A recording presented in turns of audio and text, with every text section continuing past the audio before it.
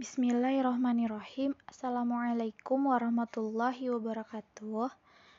Hari ini Bu Guru akan menjelaskan dan kita sudah masuk ke tema 4, subtema 2, pembelajaran 1 dan 2.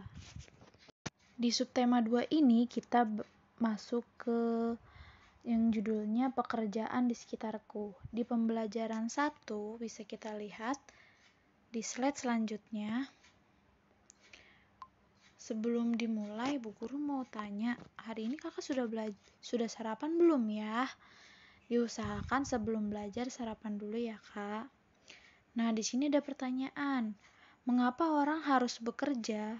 Apa sih manfaat yang diperoleh dari pekerjaan itu? Di sini Bu Guru mau menjelaskan, kalau setiap orang itu memiliki tujuan saat bekerja. Banyak yang memiliki tujuan mulia saat memilih suatu pekerjaan. Contohnya pada halaman 50 sampai 51 di sini ada Pak Weli yang bekerja sebagai kepala sekolah. Lalu bisa kalian baca tentang nelayan di halaman 53. Kalian akan tahu kenapa sih pekerjaan itu memiliki tujuan yang mulia. Kita lanjut. Nah, setelah kalian baca ceritanya Pak Weli dan nelayan, di sini ada 2 cara menangkap ikan dengan pukat harimau dan bom ikan. Bom ikan itu adalah bahan peledak untuk menangkap ikan. Cara ini dapat menyebabkan hancurnya terumbu karang dan habitat ikan. Lalu sedangkan kalau pukat harimau itu adalah jaring yang sangat besar yang dapat menjaring semua makhluk hidup. Kalian tahu nggak sih kak kalau menggunakan 2 cara seperti ini kelestarian ekosistem yang ada di dalam laut tuh seperti apa dan akan jadi apa? Di sini dijelaskan akibat buruk dari 2 bahan itu. Akibat yang ditimbulkan adalah menyebabkan hancurnya terumbu karang yang menjadi habitat ikan. Penggunaan dari pukat harimau tersebut menyebabkan ikan-ikan kecil ikut terjaring sehingga kelangsungan hidup ikan terancam. Jadi gak boleh ya kak kita nangkep dengan 2 cara seperti ini. Kalau kita bisa seperti yang udah pernah dijelaskan, kalau kita bisa yang dengan habitat laut, hewan, tumbuhan, maka tumbuhan atau hewan pun akan sayang dengan kita ya. Jadi kita harus menggunakan dengan cara yang baik-baik, tidak boleh menyakiti hewan yang ada di dalam laut. Nah, dari ikan ini gimana sih caranya kita bisa makan ikan? Di gambar yang pertama, ini ada petani yang sedang menangkap hasil ikan. Ini pakai jaring kecil masih wajar ya kak, kecuali kalau pukat harimau yang sangat besar. Nah, lalu dari hasil tangkapan ini ikan dijual ke pedagang ikan pada gambar kedua ya. Nih di gambar kedua ini dijual ke pedagang ikan. Lalu ada di pelelangan ikan. Dari tempat pelelangan ini akan dikirimkan ke pasar dan akan dijualkan ke pasar. Ini ceritanya pasar.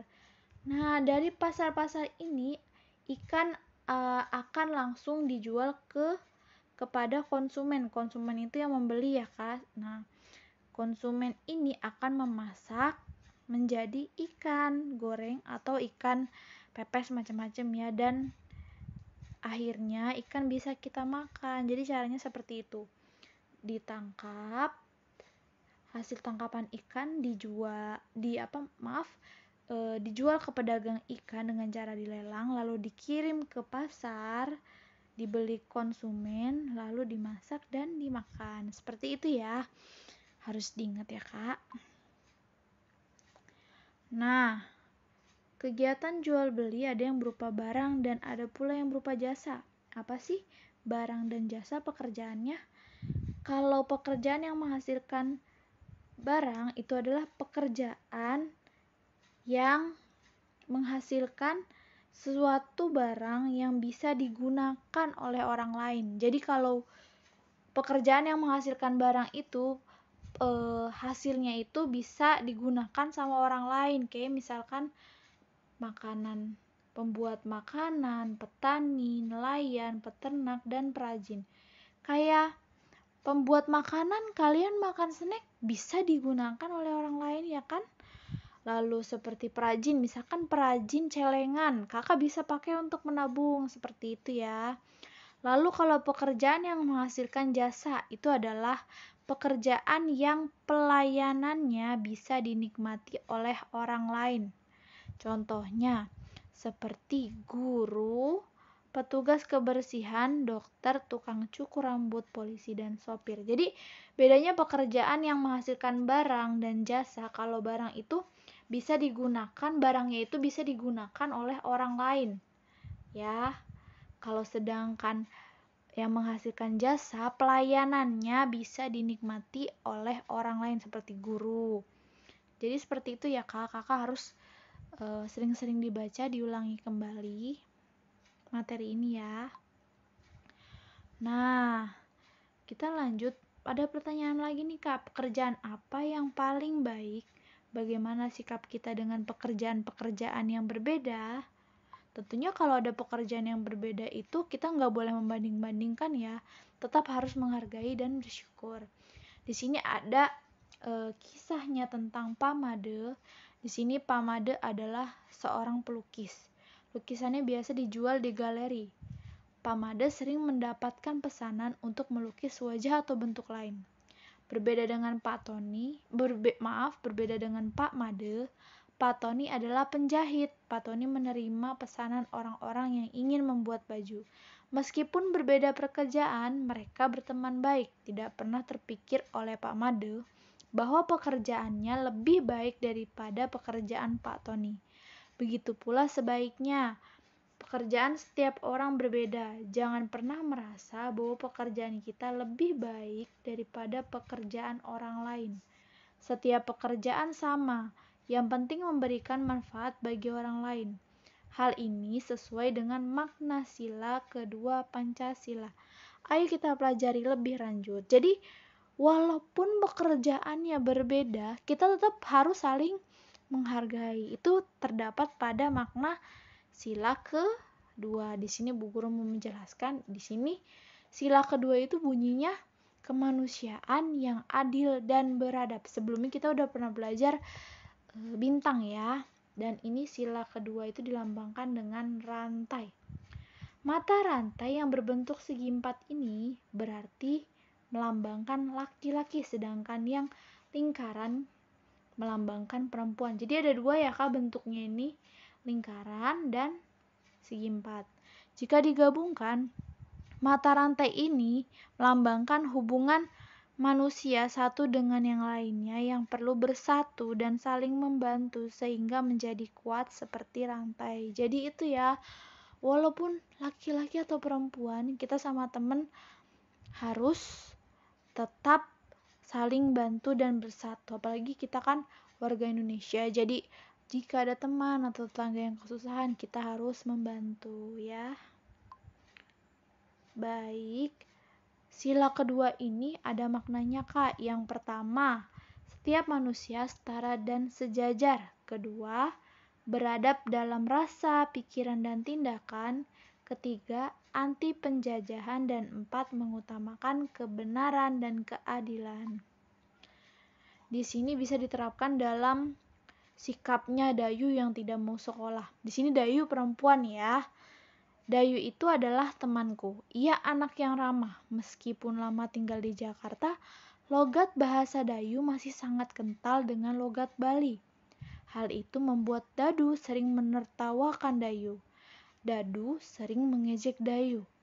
Hal itu membuat Dayu sangat sedih. Ia menjadi tidak percaya diri untuk bicara di depan kelas. Ia takut ditertawakan Dadu. Hari ini Dayu tidak mau masuk sekolah karena malu. Nah, di sini dia sudah terlihat ya kalau si Dadu ini mengejek si Dayu karena logat itu kayak kebiasaan bahasanya dia kan, masih ada bahasa-bahasa Balinya kayak gitu. Sedangkan di sini jelaskan kalau mengejek orang lain artinya menganggap diri kita lebih baik daripada orang lain. Hal itu sangat bertentangan dengan sila kedua Pancasila, bahwa setiap orang setara. Ejekan dadu sangat tidak beradab. Tindakan dadu menyakiti perasaan dayu. Jadi kita nggak boleh ya kalau ada temen, misalkan kalian punya temen datang dari Jawa atau dari mungkin dari Batak ya misalkan, ngomongnya terus ada logat-logatnya gitu, kalian nggak boleh ngeledekin Kak. Mungkin kalau posisinya kalian balik, kalian yang masih ada logatnya, kalian juga pasti ngerasa sedih. Makanya kita nggak boleh ngejek teman walaupun masih pakai ada cara berbicaranya masih dengan logat khas dia tinggal sebelumnya ya. Kita harus tetap saling bersatu. Kalau seperti itu mengejek, kita namanya sudah bertentangan dengan sila kedua. Nah, terima kasih sudah mendengarkan materi Bu Guru hari ini. Mohon maaf apabila dalam penjelasan Bu Guru ini masih kurang baik. Syukran jazakumullah khairan. Wassalamualaikum warahmatullahi wabarakatuh.